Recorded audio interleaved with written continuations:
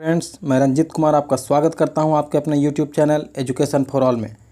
तो जैसा कि आपको पता है कि हम लोग झारखंड से संबंधित जितने भी इम्पोर्टेंट प्रश्न हैं जो कभी न कभी झारखंड के किसी न किसी परीक्षा में पूछे गए हैं, उन सभी प्रश्नों को लेकर के आया हूँ और हम लोग उसी की सीरीज़ चला रहे हैं। तो इससे पहले भी मैंने एक वीडियो डाला था, उसमें भी झारखंड से संबंधित प्रश्न थे और ये उसके बाद का वीडियो है।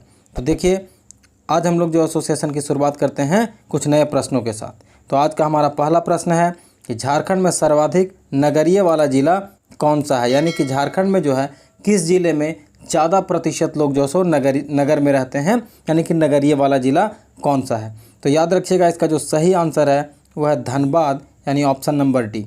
यहाँ का कुल जो क्षेत्रफल है उसका लगभग 58.13% जो है वो नगरीय है। उसके बाद दूसरे नंबर पे आ जाता है आपका पूर्वी सिंहभूम। यहाँ का जो है आपका 55.56%, ये जो है सो नगरीय क्षेत्र आ जाता है।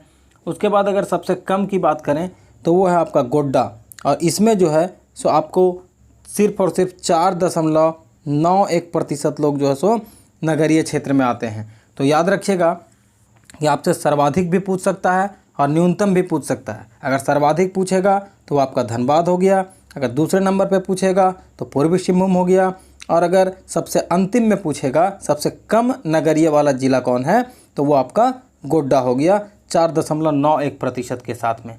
ठीक है, तो चलते हैं आज के अगले प्रश्न की ओर। ये देखिए, आपका जो आज का अगला प्रश्न है वो कहता है कि झारखंड में 2011 के अनुसार, यानी कि जो 2011 में जनगणना हुआ था उसके अनुसार लिंगानुपात कितना है।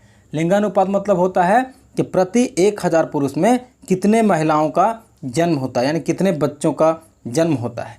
या आप कह सकते हैं कि लिंगानुपात का मतलब हुआ कि प्रति 1000 पुरुष पर कितनी महिलाएं हैं।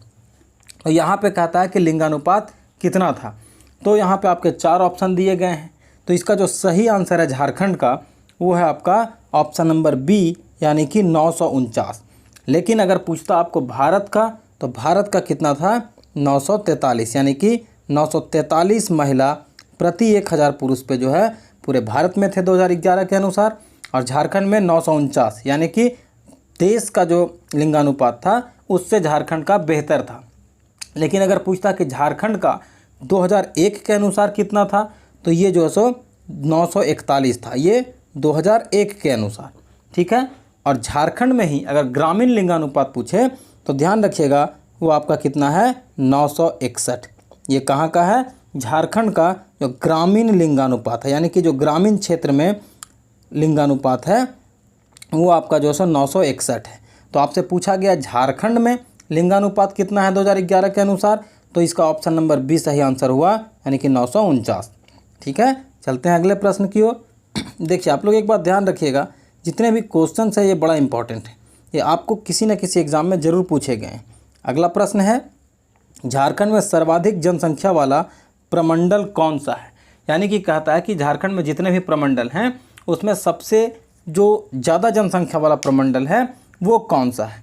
तो इस ऑप्शन में से जो आपका जो सही आंसर है वह ऑप्शन नंबर ए, यानी कि उत्तरी छोटा नागपुर।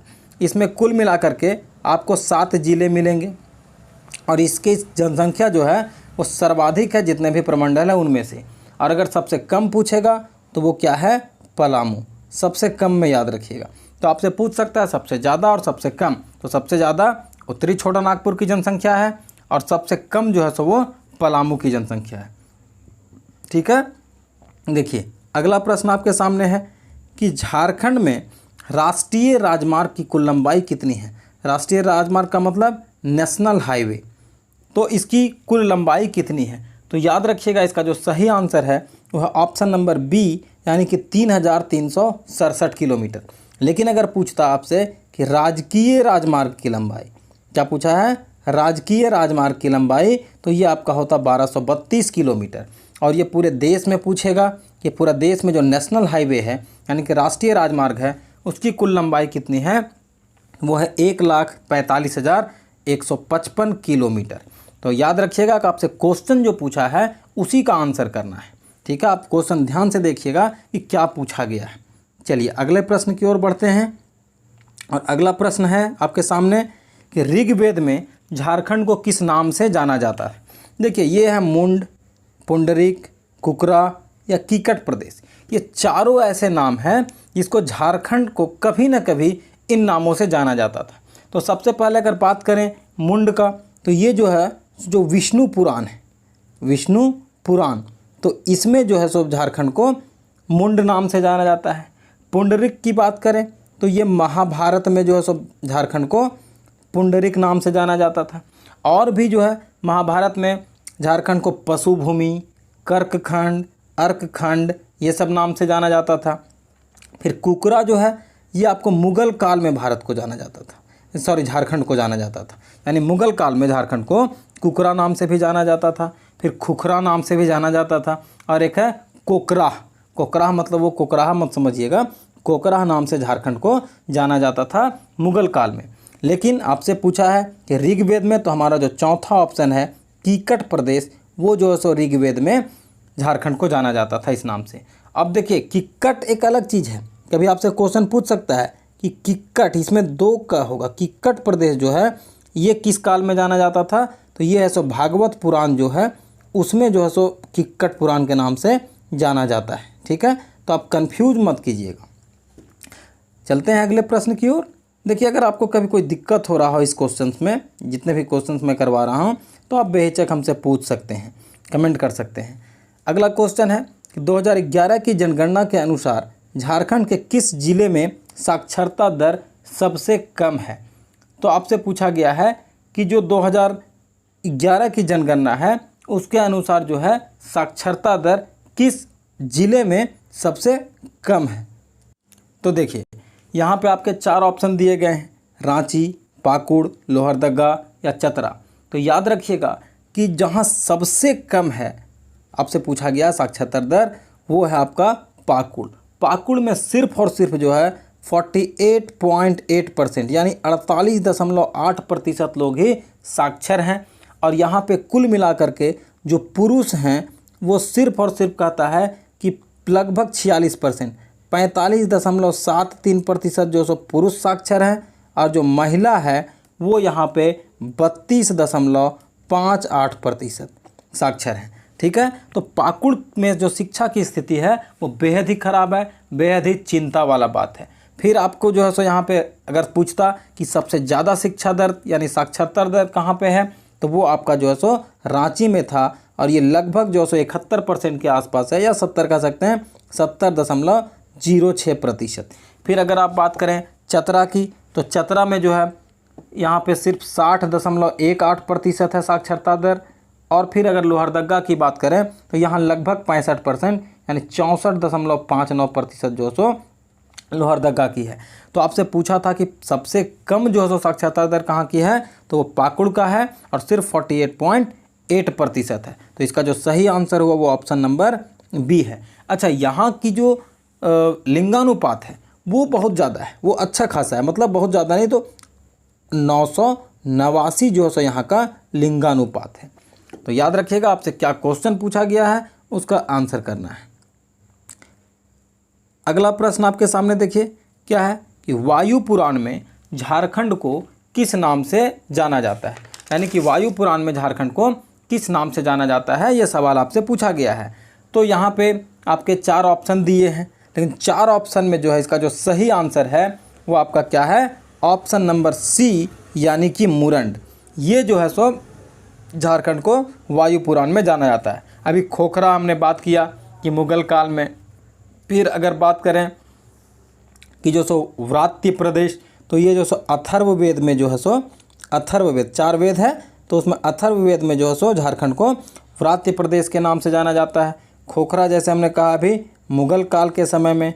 किक्कट प्रदेश के बारे में भी हमने अभी बात किया था, और ये हमने कहा था कि भागवत पुराण में जो सो इस नाम से जाना जाता है। ठीक है, तो इसका सही आंसर हुआ ऑप्शन नंबर सी यानी कि मुरंड। आज का अगला प्रश्न है, देखिए झारखंड की प्राचीनतम जनजाति कौन है, यानी कि झारखंड की जो सबसे पुरानी जनजाति है वो कौन है। तो कहता है कि इसका जो सही आंसर है वह ऑप्शन नंबर 2 यानी कि असुर। झारखंड की जो असुर जनजाति है वो सबसे प्राचीनतम जनजाति है, और ये कहाँ पाई जाती है, तो ये खास करके आपको जो सो रांची में मिलेगी। फिर जो है आपको गुमला में, और साथ ही साथ आपको जो है सो लोहरदगा में, ठीक है। तो ये सब जगह पे आपको यहाँ की जो प्राचीनतम जनजाति है असुर, वो आपको देखने को मिलेगी। फिर अगर संथाल की बात करें तो संथाल जो है सो हजारीबाग में आपको मिलेगी, फिर आपका संथाल परगना क्षेत्र में, ठीक है। तो ये आपका इसका सही आंसर हुआ, ठीक है। देखिए मुंडा भी यहाँ की एक जनजाति है। अगला प्रश्न है आपके सामने, देखिए झारखंड के छोटा नागपुर क्षेत्र को और किस नाम से जाना जाता है, या झारखंड का जो छोटा नागपुर क्षेत्र है उसको किस नाम से उस समय भी जाना जाता था, ये आपसे पूछा गया है। तो याद रखिएगा इसका जो सही आंसर है वह ऑप्शन नंबर बी, यानी कि कर्ण सुवर्ण। झारखंड के छोटा नागपुर क्षेत्र को कर्ण सुवर्ण नाम से भी जाना जाता था। अच्छा, कर्क खंड जो है सो इस नाम से भी झारखंड को जाना जाता था। तो इस नाम से कब जाना जाता था, तो कहता है कि जातियों की अधिकता के कारण जो है सो झारखंड को कर्क खंड के नाम से भी जाना जाता था। और कब जाना जाता था, तो कहता है कि ये महाभारत के समय में जो सो ये जाना जाता था झारखंड को, ठीक है। तो ऑप्शन नंबर बी इसका सही आंसर हुआ। अगले प्रश्न की ओर बढ़ते हैं। अगला प्रश्न है कि प्रागैतिहासिक काल में झारखंड को कितने भागों में बांटा गया है। अब सबसे पहले बात आता है कि ये प्रागैतिहासिक काल क्या होता है। देखिए प्रागैतिहासिक काल का मतलब होता है कि वैसा काल जिसका कोई लिखित साक्ष्य तो उपलब्ध नहीं है, और सिर्फ उसमें जो है सो पुरातात्विक साक्ष्यों के आधार पर जो है सो हम लोग निर्भर रहते हैं। यानी इसका कहीं लिखा उखा नज़र नहीं आएगा, सिर्फ हम लोग जो अवशेष मिलते हैं, पुरातात्विक साक्ष्य मिलते हैं, उस पर हम लोग निर्भर रहते हैं।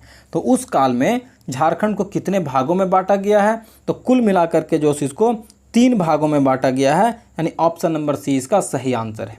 अब 3 भाग कौन कौन हुआ, पहला हुआ पूरा पाषाण काल, पूरा पाषाण काल, ठीक है। दूसरा हुआ मध्य पाषाण काल, मध्य पाषाण काल, और तीसरा जो हुआ वो हुआ नव पाषाण काल, नव पाषाण काल। तो ये 3 भागों में बांटा गया है। फिर जो है सो आप अगर नव पाषाण काल को बांटिएगा, इसको भी 3 भागों में बांटा गया है। किसमें किसमें है, ताम्र पाषाण काल, फिर कांस्य युग और फिर लौह युग। तो इसका जो सही आंसर है वो है ऑप्शन नंबर सी, यानी कि 3 भागों में। अगला प्रश्न देखिए। अगला प्रश्न है कि झारखंड में किसे गुरु गोमके के नाम से जाना जाता है। आपसे ये सवाल पूछा गया है कि किसको जो है गुरु गोमके के नाम से जाना जाता था झारखंड में। तो इसका जो सही आंसर है वह ऑप्शन नंबर डी, यानी कि रघुनाथ मुर्मू, ठीक है। और इनको जो है जो मयूरभंज के आदिवासी थे उन्होंने ये उपाधि दी थी। तो आपसे पूछा गया है, तो इसका जो सही आंसर है वो ऑप्शन नंबर डी है। अगला प्रश्न है, झारखंड में किस नदी को पंचेन कहा जाता है। पंचेन कहा जाता है, यानी एक नदी है झारखंड में, इसको पंचेन कहा जाता है। और कारण क्या है कि 5 धाराओं के विलय के बाद ये जो सो नदी बनी है। तो कहता है कि ये पंचेन कौन सी नदी है, तो ये आपसे सवाल में पूछा गया है, ठीक है। देखिए इसका जो सही आंसर है वो है आपका ऑप्शन नंबर बी, यानी कि चानन नदी। अब देखिए एक्चुअली इसका जो नाम है पंचेन, वो पंचेन पहले नहीं था, पहले क्या था इसका नाम, इसका नाम था पंचानन। और पंचानन नाम होने के कारण इसको पंचेन कहा जाता था। लेकिन धीरे धीरे ये पंचानन जो है नाम बदलते बदलते बदलते बदलते ये क्या हो गया, चानन में बदल गया, ठीक है, चानन में। तो अब इसको जो है सो कहता है कि इसको चानन कहा जाता है। और इसकी जो सभी धाराएं हैं वो छोटा नागपुर पठार से निकलती है। तो पहले इसका नाम क्या था, पंचानन, ठीक है। इसका सही आंसर हुआ चानन नदी को पंचेन भी कहा जाता है। अगला प्रश्न देखिए। अगला प्रश्न आपसे पूछा गया है कि कल्याणेश्वरी जो कल्याणेश्वरी देवी का मंदिर है मैथन के पास, वो किस नदी के तट पर स्थित है। यहाँ आपके 4 ऑप्शन दिए हुए हैं, 3 ऑप्शन हैं और चौथा में इनमें से कोई नहीं है। तो इसका जो सही आंसर है वह ऑप्शन नंबर सी, यानी कि बराकर नदी। अब देखिए ये जो बराकर नदी है ये हमेशा से सक्रिय रहती है, वो चाहे गर्मी रहे, ठंडा रहे, बरसात रहे, ये हमेशा से ये नदी क्या होती है, सक्रिय रहती है। और इसको जो है बिजली उत्पादन के लिए दामोदर घाटी जो है सो आपका दामोदर घाटी परियोजना है, इसके अंतर्गत इसी नदी के ऊपर जो सो मैथन बांध बनाया गया है। यानी इसी नदी के ऊपर जो सो मैथन बांध जो सो बना हुआ है। ठीक है, तो इसका जो सही आंसर है कि मैथन जो है यानी कल्याणेश्वरी देवी का मंदिर वो मैथन के पास बराकर नदी के ऊपर बना हुआ है। ठीक है, आज का अगला प्रश्न है, किन आदिवासियों का निवास स्थान टंडा के नाम से जाना जाता है? यानी कि निवास स्थान का मतलब जहाँ पे आदिवासी रहते हैं। तो कहता है कि ये जो आदिवासियों की नाम दिए हुए हैं, मुंडा, माल पहाड़िया, करमाली या बिरहोर, तो इनमें से कहता है कि कौन से आदिवासियों का निवास स्थान है उसको हम लोग टंडा के नाम से जानते हैं। तो इसका जो सही आंसर है वो है ऑप्शन नंबर डी, यानी कि बिरहोर। और बिरहोर मेनली कहाँ पाए जाते हैं? तो देखिए ये जो है सो आपको झारखंड में ज़्यादातर आपको देखने को मिलेंगे बिरहोर। ठीक है, और ये जो है आदिम जनजाति है, याद रखिएगा बिरहोर जो है सो वो आदिम जनजाति हैं। ठीक है, तो इसका सही आंसर हुआ ऑप्शन नंबर डी, बिरहोर। आज का अंतिम प्रश्न है, निम्नलिखित में से कौन सा शांतिकालीन वीरता पुरस्कार है? यहाँ 4 ऑप्शन दिए हुए हैं, शौर्य चक्र, वीर चक्र, युद्ध सेना पदक या परमवीर चक्र। तो ये देखिए चारों के चारों जो पुरस्कार हैं वो सेना को दिया जाने वाला पुरस्कार है। अब इसमें आपसे पूछा गया है कि शांतिकालीन वीरता पुरस्कार कौन है इसमें से? तो याद रखिएगा इसका जो सही आंसर है वह ऑप्शन नंबर ए, यानी कि शौर्य चक्र। अब ये क्यों दिया जाता है? कहता है कि ये जो है मैदान से बाहर दूर में अगर आप साहस या आत्म बलिदान का परिचय देते हैं, कोई भी सैनिक है, तो उसको जो है सो ये पुरस्कार मिलता है। अच्छा, अगर मैदान से बाहर, युद्ध से बाहर अगर कोई जो है सो ये अगर साहस या आत्म बलिदान का परिचय देता है तो उसको सबसे जो पहला पुरस्कार मिलता है वो होता है अशोक चक्र, दूसरा जो पुरस्कार होता है वो होता है कीर्ति चक्र, और ये तीसरे नंबर का ये पुरस्कार है शौर्य चक्र। और ये तीनों के तीनों जो हैं आपका वीर चक्र या परमवीर चक्र, ये सब जो है सो आपको युद्धकालीन शौर्य के लिए दिया जाता है। तो इसका जो सही आंसर हुआ वो है ऑप्शन नंबर ए, यानी कि शौर्य चक्र। ठीक है, तो आज का सेशन हमारा यहीं पर समाप्त होता है। आपने अपना बहुमूल्य समय दिया, उसके लिए बहुत बहुत धन्यवाद। आपको अगर कोई क्वेश्चन को समझने में दिक्कत हो रही है तो आप कमेंट ज़रूर करें। आप हमारे चैनल से जुड़े रहें, लाइक करें, सब्सक्राइब करें और शेयर करें।